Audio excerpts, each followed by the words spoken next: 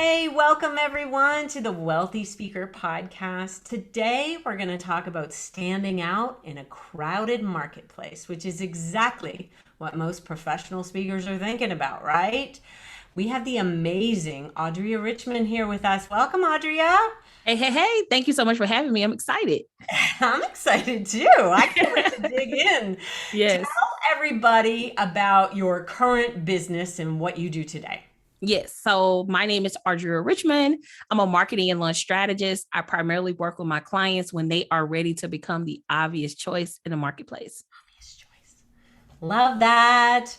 The obvious choice in the marketplace. And I think that is a piece of language that all of us are like wanting to be, Yes. subscribing to be, aiming for. Like that is just such a beautiful phrase. And Monica, that's going to be our headline for our podcast when we put it in the show notes. So, all right, well, back up a little bit and tell me a little bit about how all of this got started for you. What's your backstory? I really don't know you as well as I would like to, so I'm just Yes. curiosity for me personally. So I started my career off early on. My first part of doing entrepreneurship as a professional photographer and Oh, professional graphic designer. And so a lot of my work come from like the visual aspect, making sure everyone is solid. We also had a magazine called Love New Art, where we published local artists that was like I felt like needed the spotlight on them. You know how you see some really good talent, you be like, they're yeah. so undiscovered, like they need more people to know them. And so our magazine was about finding that talent and like spotlighting them inside the magazine. And then my husband and I, we had a juicing business called Juice Me Baby back home in Memphis. You're such I'm an entrepreneur. yeah, so I didn't try it at all.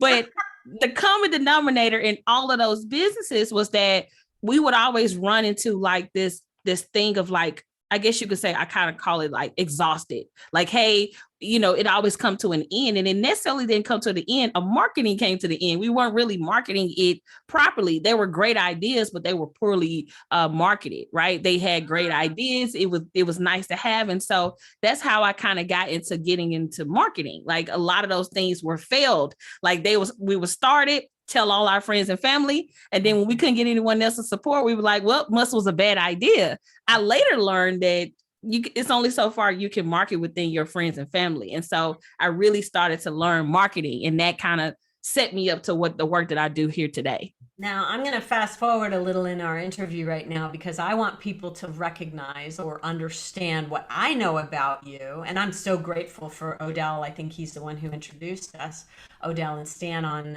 Clubhouse. You have 80,000 followers on Yes.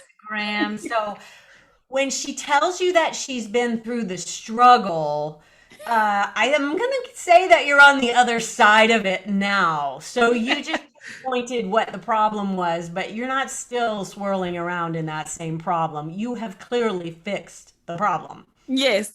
Yeah. Yes. Absolutely. For powering through. And now the photography is making so much sense when I see your Instagram feed. So tell everybody where to go and find you on Instagram. Just they should just follow you just to see what you're Yeah. like.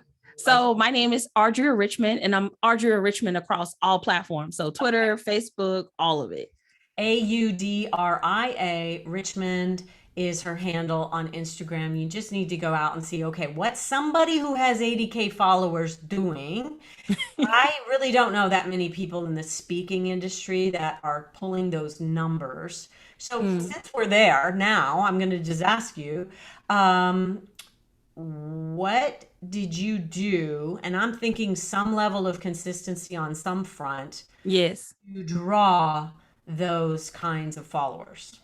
I think the big part of my work, it initially started with people following me because I had good branding and I was doing branding for other people. So I would Okay. help people put together their logos, their websites, and all of those visuals.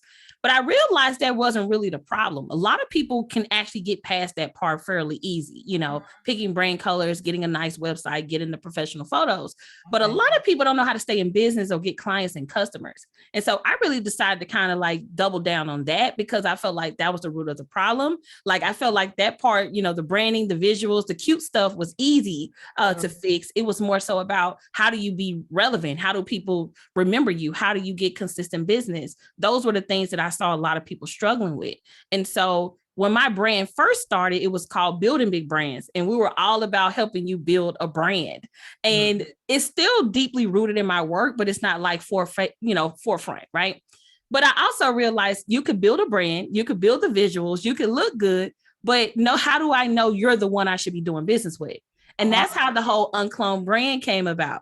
How do I make sure that if people have 5 options to pick from, without a doubt, they know it's you?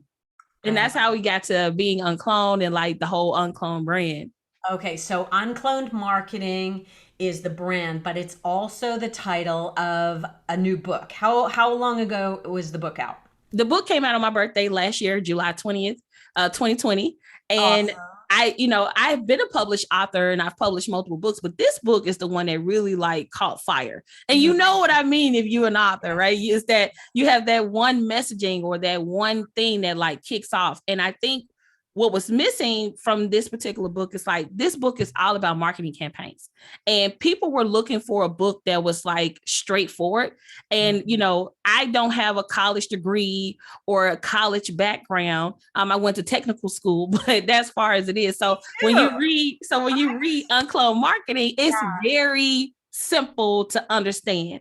It's a very easy process. And so it's just been taken off. I mean, we still selling books every day. Hell, I got to ship some books today. So that's amazing. I'm so happy for you. Yeah. And I went to technical school, and that's exactly how the Wealthy Speaker 2.0 is laid out. Just like very simple. We have a formula: ready, aim, fire. It's like, and a lot of people would say, I've been struggling for 5 years. I'm so happy I found this book. And they're probably saying the same thing about yours. And I'm really, really happy for you. So tell everybody, first of all, where they can go and buy the book, because you have a specific plan for that. Yes, I would love for people to buy it at audriarichmond.shop. The reason I love for people to buy from me, because I autograph every book. Every book that leaves my warehouse, we sign it. So I'm excited for that. That is very, very nice. Okay, love that. So let's talk about kind of like the framework for UnCloned marketing. So I just love that phrase, becoming the obvious choice. That's a part of it, but it's bigger than that, isn't it? Like being UnCloned. Talk about that a little bit. Well, before you can be UnCloned, you have to trust yourself. Our whole meaning of being UnCloned means to challenge the norms and be the first to do it first. And sometimes most people don't want to be first. They kind of want to see you go take the risk, and then if it works, I'll follow, right? Oftentimes we have these like brilliant ideas and these big things that we want to do, but if we don't see it in the marketplace, it doesn't give us permission to go and do it. But I truly believe that the difference and the power lands in you doing it and trusting yourself. And I really would love for people to get to a place where they don't have to ask a million people what they think before they pursue an idea or a vision or a thought, because I feel like that's where the magic lives, right? In the trusting of self without needing approval from your friends, your family.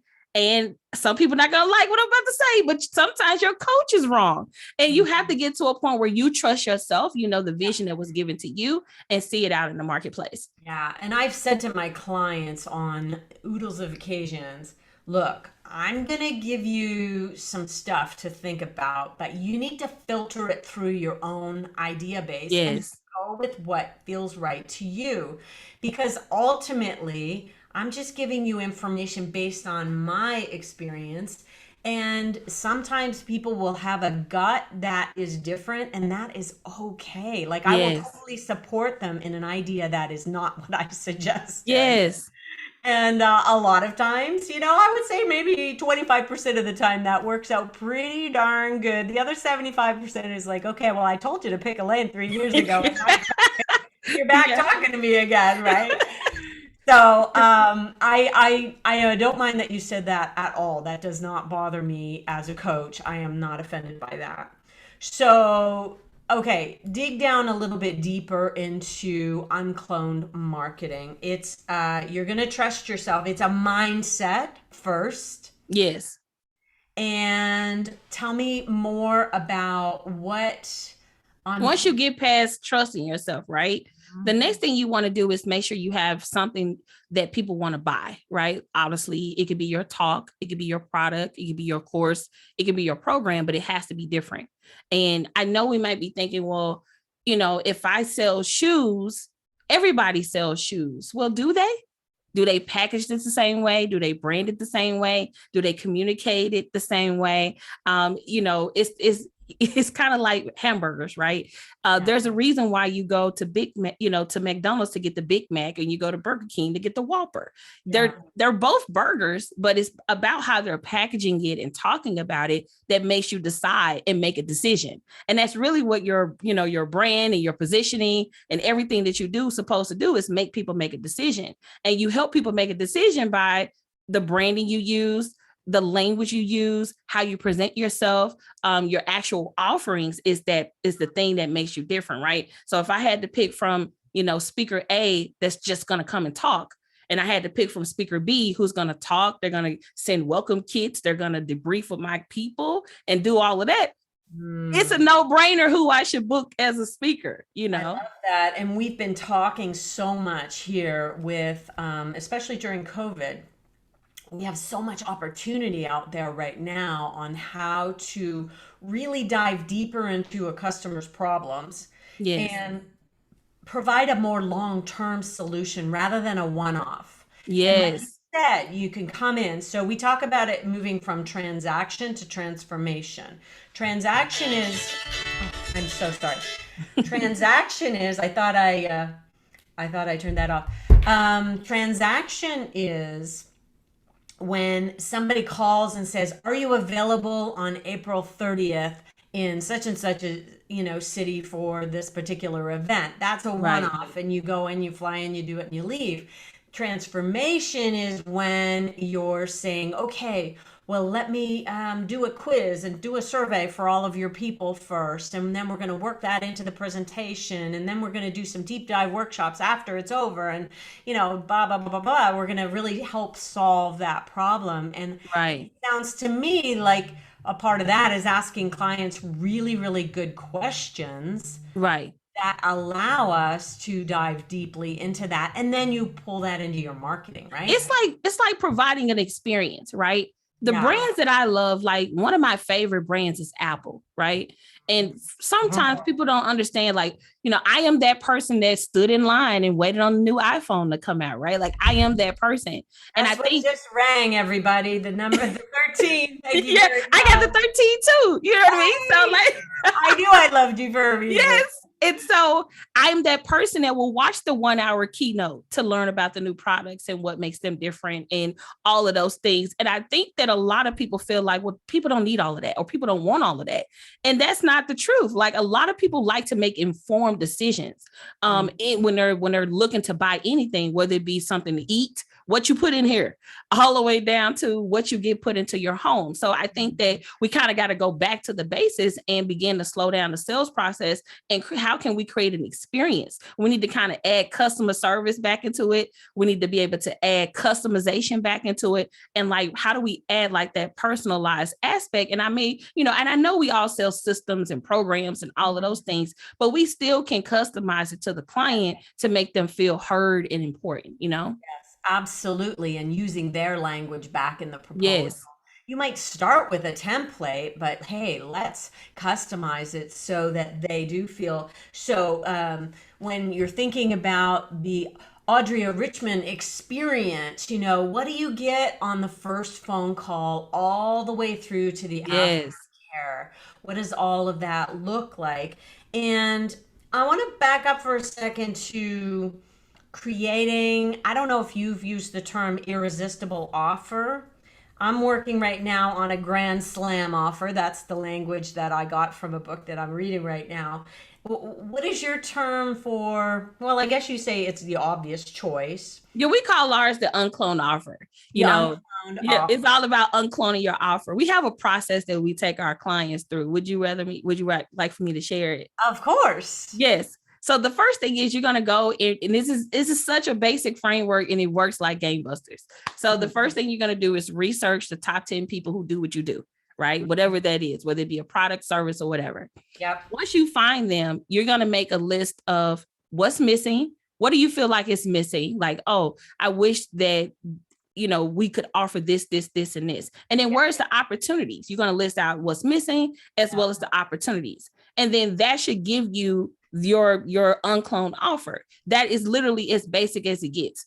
Then we have some other creative strategies you can do to kind of let you remix it with other industries and all of that. But at the root of everything, what end up happening is, let's say I wanted to sell hair, for an example, right? I want to sell hair. I'm going to look at everyone who sells hair, and I'm just going to say, well, I'm just going to make sure my branding is cute and that we tell people we got a better discount.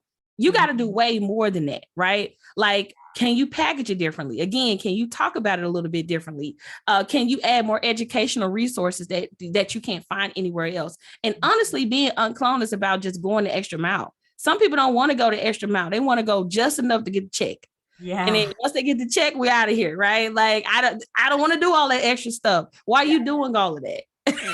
Oh boy. I hear you. I hear you loud and clear. Doing what the competition isn't willing to do Yes. is a big part of it. That was a phrase that my old boss used to use, Vince Pacenti. He would, in order to train for the Olympics, he didn't have anywhere to go. He was a downhill speed skier, and so he strapped himself onto the roof of a car, a really fast car. Wow. It's like doing what the competition isn't willing to do, right? Right. Maybe they had better training facilities than he did, but that was something that not a lot of people were doing, I think, training for the Olympics. And you got to get creative about how can your experience be different than everybody else. So professional speakers, Right. what would be something that you might have seen out there while speaking that you thought could help maybe allow a professional speaker to become the obvious choice? I would say materials, I can say on both sides. So like not just marketing materials, but the materials they use to get your result, right? So if you are a speaker that's going to teach my team how to become better leaders, Okay. I would hope you're going to leave us with tools and not a presentation. Okay. And I feel like what's missing is just being able to have resources available, right? Like, you can have a book, great, but how do I practically do this work when you go, whether it be a course or whatever the case may be? I just feel like those are some of the things that I see missing. And then also being able to do something experiential with the audience, right? Not just talking at people, but like kind of get back to that workshop vibe. Like, hey, let's open up the workbooks. Let's do Let's role play. Like, how do you ensure that what you're teaching is landing? I love that. And especially for speakers who don't have a book yet, let's put some time and energy into a workbook, a playbook, something that those are just as good. Yeah. Now, you are the queen. Oh my gosh, you're a machine. I see you pumping out social media. I see how many products do you have, Audria? Yes. So we have 3 programs. They all come with these planners. We also are working on a suite of planners. Yes. I'm really big on creating tools. Yes. How can I will tell you this. I went from like being a person who would create a course, create the slide deck, and people would get a result. But baby, it's something about those worksheets and workbooks that gets people to put the pedal to the metal and get a result. And so because of that, I've just become obsessed with just tools, checklists, worksheets, anything that will take a person and like remove all of the, how people get in their head. Yes, exactly. Just like that. We do a lot of really pretty worksheets over here at the Wealthy Speaker School. Yes. And you're giving me an idea. Several of our students have already, taken them to Kinko's and got them put into a beautiful binder. But I think we'll do it for them. We need to do that. So you're inspiring me, and I think that backs up to your your photographer background and your like now I see. Yeah. Okay, beautiful things Yes. are what you do. And that's also informs your Instagram feed. It really has. When you're on my show, for instance, you've got this beautiful pink background, and it's all about visual arts almost for you. Yes. Yes. That's really interesting to watch and to see you doing your It's thing. kind of like my mom taught me this, your first impression, Yeah, right? Like when people see you for the first time, that is their first impression. yeah, So, so when I hear people say, you don't need good branding, well, that's probably the first thing I'm going to see if it's your ad. It's the first thing I'm going to see if it's your website. It's the first thing I'm going to see if it's your Instagram feed. So yeah, I think that sometimes as small business owners, we don't have the choice of getting it right the second or third or fourth time. We yeah. could be missing an opportunity by not showing up in a way that makes people trust us. Because also another thing, branding is also directly tied to your rates. If you want to get premium rates, you can't look like $5. I'm sorry, I'm not going to give it to you. So a homemade website looks homemade for those of you who are trying to do it yourself. I know there's a lot of beautiful templates out there, but when you have a professional behind what you do, it shows. And so just some rules of thumb, if you want to be a $10,000 speaker and you're spending $500 for your website, you're out of alignment there. And so here's a postcard that I have. I can't hold it up because it's on my wall. It says, "You cannot play small in your decision making while expecting to play big in your income." Ooh, Okay, so if you want to that's deep. charge $10,000 as a speaker, you need to look like a $10,000 speaker when I arrive at your website. And what you're saying is you don't get a chance to make a second first impression. You only Right. get one, Because right? I'll give you an example of this. I had a young lady who reached out to me. She was offering me social media services. And she literally just had an email and just had a bullet point, and it had like $10,000. But then I had another person who presented something to me, and they did a Loom video. They did a walkthrough of my website, and they were like, hey, and they put together a presentation deck, and they let me know how they would integrate with my brand. Who you think got the business? Oh yeah, that is very interesting. Well You done. know, Well done, person number two. Like, really well done. That's great. Yeah, I love that we're kind of talking around the speaking business because we want to give you ideas from other businesses that you can spur thought with. Um, so you've got a ton of products. Your primary way of selling those products are like packaged up within your courses. Is that right? correct, correct. When Okay. people enroll in my programs, they get access to my products. We do have products that we sell independently of our programs, but people can buy those on demand via our store. But our main focal point is our signature programs, and we enroll people via speaking, webinars, workshops, presentations, and marketing campaigns. Yeah. Now, a lot of people just starting out, they're like, ooh, I want to do a course. Well, you have to remember that um, you need to have people in your world who are going to buy from you. Like, let's build up a bit of a following Yes, before we get the course. The course isn't going to be the horse, it's going to be the cart. right. So make sure that you have some people. The best way to sell programs is to sell speeches and to be out there getting people into your world. I have loved everything that you have said so far.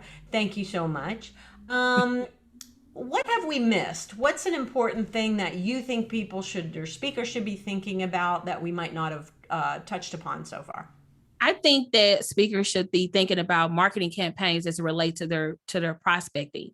So if you're prospecting, let's just say you're going after corporations or certain people you want to put, work with, you should be putting them through a marketing campaign. I think when we prospect, we kind of prospect on a one-on-one level, as opposed to thinking about, okay, how can we take these 100 people we really want to date and work with and take them through this process to actually get them to become a client. So I think when we think about marketing campaigns, it's not just to launch a product, but it's also to put people on the radar that you exist, let people know about your programs and how to actually do business with you. And I think being more intentional about that process as well. Just like Apple launches their new iPhone, how can you launch your program into these organizations and get them to be ready to do business with you? And one of the pieces of your process, and I haven't really talked about this very much, but I think I'm going to more now. I have a gentleman who's been putting together a series of emails for us, and he's building some interesting stories into the emails. Mm-hmm. Told my story, I've worked on fishing trawlers and at an airline and like just kind of talking about, but then I found speaking and I got committed to speaking. And then the whole email was about commitment, but based on my story. And then another email he did, Jen, who runs our speaker school, he did her story moving out of a soul sucking job into like a business where she's having a 6-figure income and just bought her dream property. Like, those are like cool little hooks to kind of pull people in. So make sure that when you do a marketing campaign, it's not always like features and benefits, but yes, there's a way to build some story in there too. And then also you can add like experiential components to it as well. So like when we launched our book, we did a role playing session. There's just cool things you can do that I think that we kind of reserve for like, well, that's just for my paid clients. Some of those paid activities can be a marketing activity to be able to attract your ideal people. Oh, I love that. Love that idea. Well, Audria Richmond, you have provided us with the gold. Tell everybody how they should get in touch with you if they would like to know more about what you do. Yes, they can visit audriarichmond.com. Okay, well, that's pretty simple. Thank you so much for being here. I've appreciated your time and your wisdom, and I look forward to continuing to watch you rock Instagram. So impressive, all of the things that you do out there. Appreciate your time today. Thank you so much for having me. Hey, and for those of you listening in, let us know. Give us some feedback if you are enjoying our podcast. People always tell me face to face, but I don't get a ton of emails saying, hey, I've been listening. Jane@speakerlauncher.com. Let me know what you think. Okay, and with that, we'll say, see you soon, wealthy speakers. Bye for now, everyone.